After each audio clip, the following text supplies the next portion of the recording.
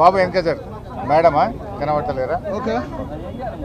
Yeah, first of all ఉదయం నుంచి కూడా ఎంతో ఓపికగా జరుగుతున్న విషయాలను ప్రజలకు తెలియజేయడానికి గత 12 గంటల నుంచి కష్టపడ్డ మా జర్నలిస్టులకు, కెమెరామెన్లకు హృదయపూర్వకంగా ధన్యవాదాలు. చాలా కష్టపడ్డారు. మీరు కూడా అటు బంజారా హిల్స్లో ఇక్కడ మీకు కూడా అన్నం లేకపోయినా ఛాయ లేకపోయినా 12 గంటల నుంచి నాన్ స్టాప్గా కష్టపడ్డ మా పోలీస్ సిబ్బందికి, బీఆర్ఎస్ కుటుంబ సభ్యులకు, అదేవిధంగా ముఖ్యంగా జర్నలిస్టులకు అందరికీ ధన్యవాదాలు. అయితే ఈరోజు రాష్ట్రంలో చూస్తే రేవంత్ రెడ్డి మార్పు మార్పు మార్పు అన్నాడు. ఆయన తెచ్చిన మార్పు ఉందంటే ఈ రాష్ట్రంలో నిర్బంధాలు, అక్రమ అరెస్టులు, రాజ్యాంగ ఉల్లంఘనలు తప్ప ఆయన తెచ్చిన మార్పు అయితే లేదు. ఏ నిరుద్యోగ యువతకైతే మాట ఇచ్చారో ఆ నిరుద్యోగ యువతను అదే అశోక్ నగర్లో వీపులు కమిలిపోయేటట్టు కొట్టారు. గిరిజనులకు ఏ గొప్ప గొప్ప మాటలు చెప్పినరో అర్ధరాత్రి పూట ఆ గిరిజనుల మీద దాడి చేసి ఈరోజు కూడా ఆ గిరిజనులందరినీ కూడా జైళ్లలో నిర్బంధించారు. అంటే రేవంత్ పాలన ఆనాటి ఇందిరమ్మ రాజ్యంలోని ఎమర్జెన్సీ పాలనను ఇవాళ తలపిస్తూ ఉంది. ఎవరు కూడా పోలీసులతో రాజ్యమేలిన ఏ ప్రభుత్వం కూడా ముందు పడలేదు. పోలీసులను అతిగా ప్రయోగించిన ఏ ప్రభుత్వాన్ని కూడా ప్రజలు సహించలేదు. ఇందిరమ్మ లాంటి వాళ్ళను సైతం కూకటి వేళ్లతో పెకిలించిన దేశం ఈ భారతదేశం. ఇవాళ రేవంత్ రెడ్డి కూడా పోలీసులు అడ్డం పెట్టుకొని ప్రతిపక్షాల గొంతు నొక్కాలని, ప్రశ్నించే గొంతు నొక్కాలని ఇవాళ రేవంత్ రెడ్డి గారు ప్రయత్నం చేస్తూ ఉన్నారు. ఇవాళ పోలీస్ స్టేషన్లన్నీ కూడా కాంగ్రెస్ పార్టీ ఆఫీసులుగా మారిపోయినాయి. ఎఫ్ఐఆర్లు పోలీస్ స్టేషన్లలో తయారైతలేవు, గాంధీ భవన్లో ఎఫ్ఐఆర్లు తయారైతా ఉన్నాయి. ఏ సెక్షన్లు పెట్టాలనో, ఎవరిని అరెస్ట్ చేయాలో గాంధీ భవన్ నుంచి, కాంగ్రెస్ పార్టీ కార్యాలయం నుంచి ఇవాళ ఆదేశాలు ఇస్తున్నటువంటి పరిస్థితి ఉన్నది. పోలీసు ఉన్నతాధికారులు కూడా ఇవాళ ఒక విషయం ఆలోచించుకోవాలి. మీరు రేవంత్ రెడ్డి ఏం శాశ్వతం కాదు. ఈయన ఇవాళ ఉంటాడు, రేపు పోతాడు. రేపు మళ్ళీ బీఆర్ఎస్ ప్రభుత్వం రావచ్చు, ఇంకో ప్రభుత్వం రావచ్చు. కానీ పోలీసులు ఒక విషయం గుర్తుపెట్టుకోవాలి, రాజ్యాంగానికి లోబడి, చట్టానికి లోబడి పనిచేయాలి తప్ప రేవంత్ రెడ్డి ఆదేశాలతో మీరు పనిచేస్తే రేపు మీరు ఇబ్బంది పడతారు. చట్టం శాశ్వతంగా ఉంటుంది, రాజ్యాంగం శాశ్వతంగా ఉంటుంది తప్ప రేవంత్ రెడ్డి ఏం శాశ్వతంగా ఉండడు. ఆయన ఇష్టం వచ్చినట్టు ఒక సైకోలాగా ఇవాళ రేవంత్ రెడ్డి వివరిస్తూ ఉన్నాడు. ఒక శాడిస్టిక్ ప్రెషర్లో రేవంత్ రెడ్డి గారు ఉన్నారు. అంటే ఆయన ఒక పగ, ప్రతీకారంతో ఆయన పనిచేస్తూ ఉన్నాడు. ఇవాళ రేవంత్ రెడ్డి గారు ఒకటే విషయం ఆలోచించుకోవాలి. ఆయన ఏదో ప్రతిపక్షంపై పగబెట్టి గౌరవ ఎమ్మెల్యేలను, ప్రతిపక్ష నాయకులను నోటికొచ్చినట్టు మాట్లాడుతూ ఉన్నాడు. ఆయనలో ఒక శాడిస్టిక్ ప్రెషర్ ఉన్నది. అంటే గతంలో మరి ఏ రకంగా అయితే ఇవాళ కాంగ్రెస్ పాలన ఉందో ఈరోజు మళ్ళీ అదే రకంగా అంటే బీఆర్ఎస్ కార్యకర్తల్ని, ఎమ్మెల్యేలని అరెస్ట్ చేయాలి, ఇబ్బంది పెట్టాలి అనే ఒక పగతో, ప్రతీకారంతో రేవంత్ రెడ్డి పనిచేస్తున్నట్టు కనబడతా ఉంది. నీ ఏడాది పాలనలో కేసీఆర్ గారు కట్టించిన ఫ్లైఓవర్లకు ఇనాగరేషన్లు చేసినావు, కేసీఆర్ గారు కట్టించినటువంటి ఎస్టీపీలను ఇనాగరేషన్ చేస్తున్నావు, కేసీఆర్ గారు కట్టించిన కాలోజీ క్షేత్రాన్ని ఇనాగరేషన్ చేసినావు తప్ప అసలు నీ ఏడాది పాలనలో ఒక ఇల్లు కట్టినావా? నీ ఏడాది పాలనలో ఒక పాలసీ తెచ్చినావా? నువ్వు చేసిన ఒక్క మంచి పని ఉందా? నువ్వు ఒకవైపేమో ప్రజాపాలన అంటున్నావు. ప్రజాపాలన కాదు, ఈ రాష్ట్రంలో రాక్షస పాలన నడుస్తూ ఉంది. ఎక్కడ ప్రజాపాలన ఉంది? ప్రజాస్వామ్యము, ప్రశ్నించే హక్కు ఇస్తాం, 7వ గ్యారంటీగా ఇస్తున్నా అన్నావు. నీ 7వ గ్యారంటీ ఏమన్నా ఉంది అంటే ఈ రాష్ట్రంలో అక్రమ అరెస్టులు తప్ప 7వ గ్యారంటీ ఏమీ అమలైతలేదు. ఇలా రాహుల్ గాంధీ గారు పెద్ద పెద్ద మాటలు మాట్లాడుతుండు. నన్ను ఎందుకు పోనీయరు అని చెప్పి మొన్న ఈ మధ్య నేను ప్రతిపక్ష నాయకుడిని, నన్ను ఏ రకంగా అరెస్ట్ చేస్తారు అని రాహుల్ గాంధీ గారు మాట్లాడుతున్నారు. నేను అడుగుతున్న రాహుల్ గాంధీ గారు, ముందు నీ ముఖ్యమంత్రిని అడుగు. ఈ రాష్ట్రంలో ప్రతిపక్ష నాయకుడిగా ఉన్న మధుసూదనాచారి గారు లగచెర్లకు వెళ్ళారు. ఆయనను ఎందుకు అరెస్ట్ చేశారు? అర్ధరాత్రి పూట లగచెర్లలో మహిళల గొంతు మీద కాళ్ళు పెట్టి వాళ్ళ భర్తలను, పిల్లల్ని నువ్వు అరెస్ట్ చేస్తే ఆ కుటుంబాలను పరామర్శించడానికి, వాళ్ళకి ధైర్యం చెప్పడానికి ప్రతిపక్ష నాయకుడిగా మధుసూదనాచారి గారు వెళ్తుంటే ఆయనను అరెస్ట్ చేశారు కదా. ప్రజా సంఘాలు పీఓడబ్ల్యూ సంజయ్ గారు వారి సభ్యులందరినీ కూడా నడి రోడ్డు మీద బట్టలు చింపి వాళ్ళు అరెస్ట్ చేశారు కదా. అసలు ప్రజాస్వామ్యం ఎక్కడుంది? రాహుల్ గాంధీ గారు రాజ్యాంగం గురించి, ప్రజాస్వామ్యం గురించి మాట్లాడాలంటే ముందు మీ రేవంత్ రెడ్డి నీ చక్కగా చేయి.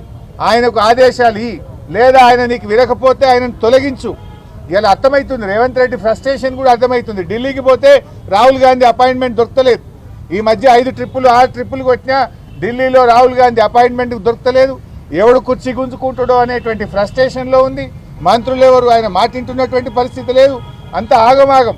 ఆ ఫ్రస్ట్రేషన్లో ఒక శాడిస్టిక్ ప్రెషర్లో ఇవాళ పాలన కొనసాగిస్తున్నాడు. ఆయన ప్రజలకు ప్రభుత్వం పాలన మీద దృష్టి లేదు. ఎంతసేపు ఎక్కడ డబ్బులు సంపాదించాలి, ఎక్కడ ప్రతిపక్షాల మీద అక్రమ కేసులు పెట్టాలి, ఎక్కడ ప్రతిపక్షాలను వేధించాలి, దీని మీద ఇవాళ రేవంత్ రెడ్డి గారు పనిచేస్తున్నారు తప్ప అసలు పాలన ఇవాళ గాలికి వదిలేసిండ్రు.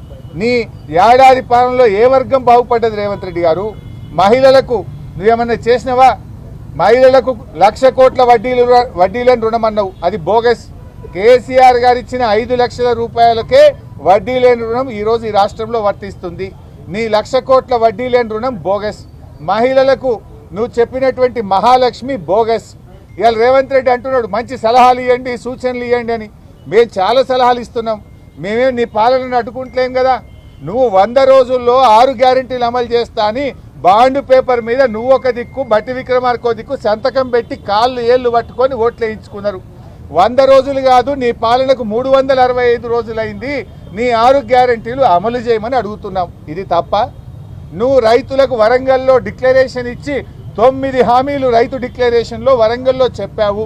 9 హామీల్లో ఒక్క హామీ అమలు కాలేదు, అది అమలు చేయమని చెప్పాం. ఇది తప్ప? ఇది సూచన కాదా? మేమేమంటున్నాం, నువ్వు చెప్పిన 15,000 రైతు బంధు ఈ రేవంత్ రెడ్డి, నువ్వు 2 సార్లు కాదు 3 సార్లు రైతు బంధు ఇవ్వమని ఆ రోజు కేసీఆర్ని అడిగినావు. 3 సార్లు రైతు బంధు రేవంత్ రెడ్డి అన్నాం. ఇదేమన్నా నిన్ను అడ్డుకుంటున్నామా? నువ్వు అడిగిన మాటలే నీకు యాద్ చేస్తున్నాం, నువ్వు చెప్పిన మాటలే నీకు గుర్తు చేస్తున్నాం. అవ్వా తాతలకు 4,000 పింఛన్ ఇస్తా, ఇందిరమ్మ రాజ్యం వస్తుంది అన్నావు. 4,000 పింఛన్ ఎప్పుడు ఇస్తావు రేవంత్ రెడ్డి గారు అని నేను గుర్తు చేస్తా ఉన్నాం. ఇది తప్ప? అరే మూసీలో పేదల ఇండ్లు కూలగొట్టకు, హైడ్రా పేరిట గరీబోళ్ళ ఇండ్లు కూలగొట్టకు రేవంత్ రెడ్డి అన్నాం. ఇది సూచన కాదా?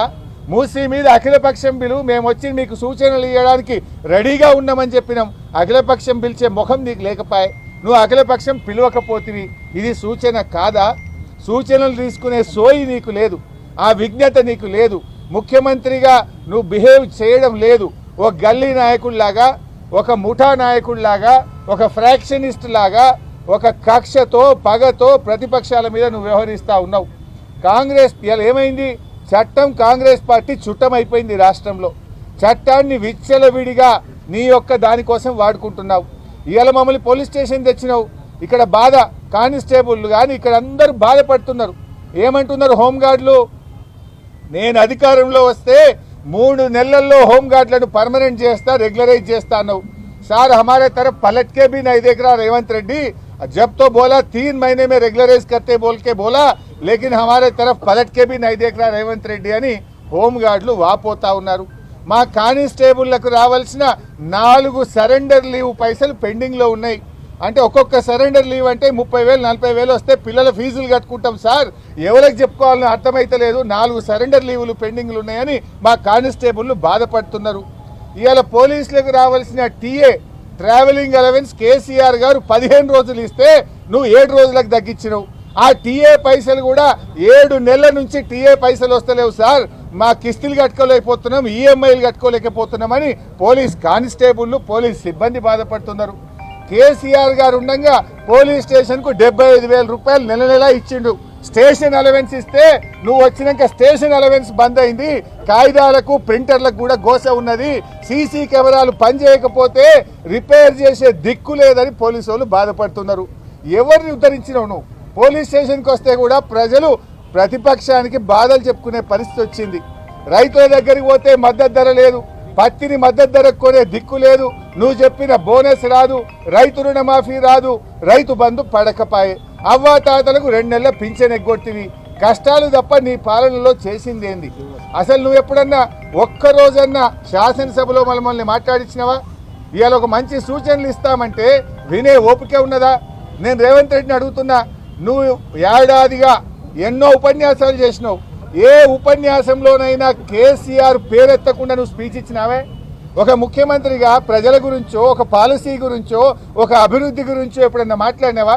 నువ్వు నోరెత్తితే పేగులు మెడలేసుకే తిరుగుతా, గోటీలాడతా, లాగుల తొండలు జొరగొడతా, పిచ్చి బూతులు తప్పని ఒక చక్కటి మాట మాట్లాడినావా? కేసీఆర్ పేరెత్తకుండా నువ్వేనన్నా ఉపన్యాసం ఇచ్చినావా? నీ నిద్రల కళల కూడా నీ కేసీఆర్ కనబడుతున్నాడు. నువ్వు ఒక ముఖ్యమంత్రిగా మర్యాదగా మాట్లాడితే, పాలసీ గురించి మాట్లాడితే, నువ్వు పద్ధతిగా వ్యవహరిస్తే ప్రతిపక్షంగా మేము నిర్మాణాత్మక పాత్ర పోషిస్తాం. ఇవాళ మా కౌశిక్ రెడ్డి గారిని ఎందుకు అరెస్ట్ చేసినావు? ఉదయం 9 గంటలకు మమ్మల్ని అరెస్ట్ చేశారు. ఇప్పుడు రాత్రి 9 అవుతుంది. 12 గంటలు మమ్మల్ని ఇవాళ పోలీస్ స్టేషన్లో పెట్టారు. కౌశిక్ రెడ్డి గారిని ఎందుకు మీరు బెయిల్ ఇవ్వట్లేదు? ఇలా కౌశిక్ రెడ్డి గారి మీద మీరు పెట్టిన కేసులే అక్రమ కేసులు. పోలీస్ స్టేషన్ ఏమన్నా ప్రైవేట్ ప్రాపర్టీయా?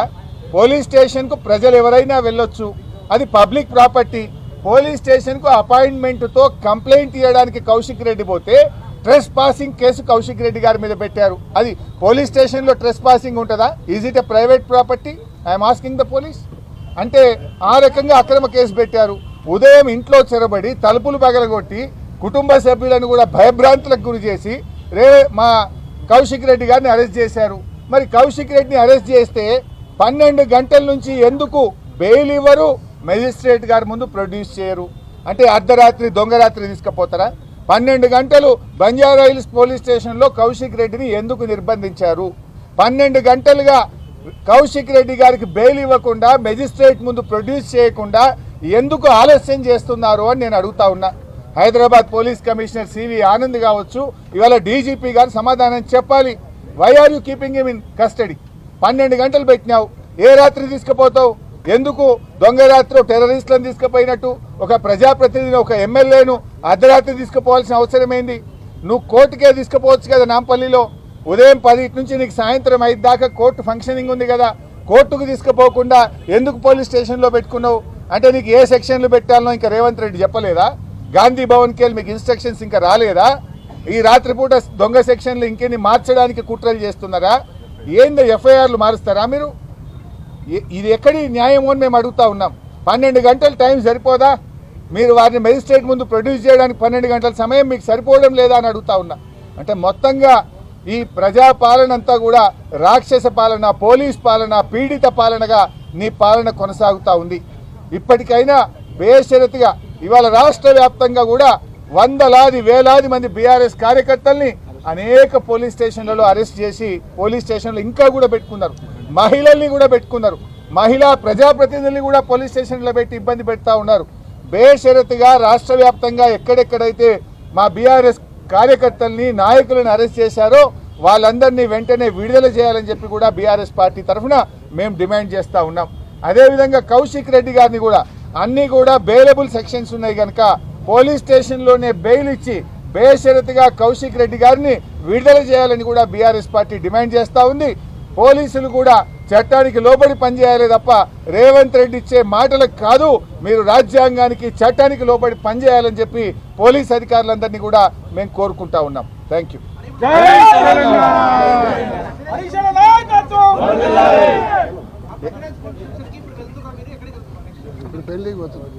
సరే, ఒక కార్యక్రమం ఉంది. తప్పకుండా కౌశిక్ రెడ్డి గారిని విడుదల చేసుకునేదాకా బీఆర్ఎస్ పార్టీ నిద్రపోదు.